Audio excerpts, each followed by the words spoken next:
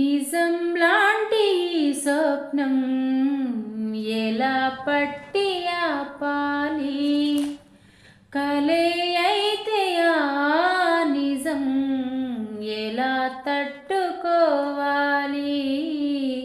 అవునో కాదో అడగకందిన మౌనం, చెలిమో శిలవో తెలియకుంది నీ రూపం.